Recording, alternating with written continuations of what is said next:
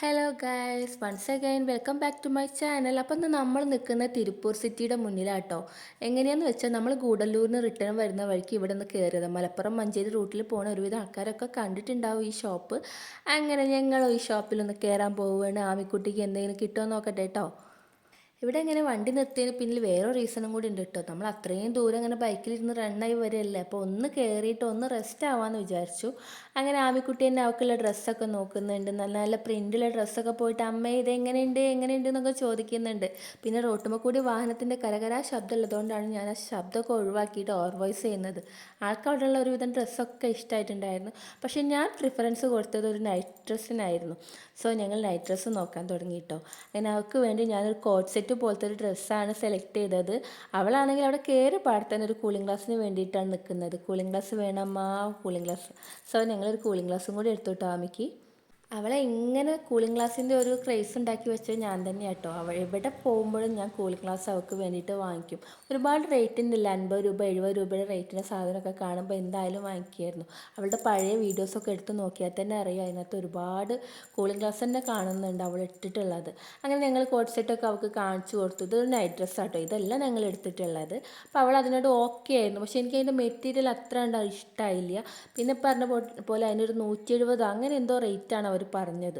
So ഞങ്ങൾ ഒന്നുകൂടി better option നോക്കാമെന്ന് വിചാരിച്ചിട്ട് കോട്ട് സെറ്റിലേക്ക് മാറി. കൂളിംഗ് ഗ്ലാസ് കിട്ടിയ സന്തോഷം കേട്ടോ മുഖത്ത് കാണാനുള്ളത്. അങ്ങനെ ശ്രുതി ബില്ലെല്ലാം പേ ചെയ്തിട്ട് അവൾക്ക് ആ കൂളിംഗ് ഗ്ലാസ് കൊണ്ട് വെച്ച് കൊടുത്തു കേട്ടോ. അവൾക്ക് ഭയങ്കര സന്തോഷമായിട്ടോ. ആ സന്തോഷം നമ്മളെ കുട്ടിയുടെ മുഖത്ത് കാണാനും ഉണ്ട്. ഒരു ഡാൻസൊക്കെ വെച്ചിട്ട് അവൾ അതൊക്കെയാണ്, അവൾക്കത് ഇഷ്ടമായി. ദെൻ ഞങ്ങൾ ഡ്രസ്സ് കോട്ട് സെറ്റിലേക്ക് മാറി. അവൾക്കൊരു ഗ്രീൻ കളർ കോട്ട് സെറ്റാണ് എടുത്തത്. ജസ്റ്റ് 200 റുപ്പീസ് ഇതിനുള്ളൂ കേട്ടോ. എല്ലാവർക്കും അഫോർഡബിൾ ആണെന്നാണ് എനിക്ക് തോന്നുന്നത്. റേറ്റൊക്കെ വളരെ കമ്പാരിറ്റീവ്ലി കുറവാണ്, എനിക്കത് ഫീൽ ചെയ്തു. പിന്നെ ഇത്രയും ബൾക്കായിട്ട് അവർ കൊണ്ടുവന്ന് ഇടുമ്പോൾ അതിനനുസരിച്ചുള്ള റേറ്റ് ഉണ്ടാവും എന്ന് വിചാരിച്ചിട്ട് തന്നെയാണ് കയറിയത്. അതായത് ഫെയർ റേറ്റ് ആയിരിക്കും എന്ന് എനിക്ക് ആദ്യം തോന്നിയിട്ടുണ്ടായിരുന്നു.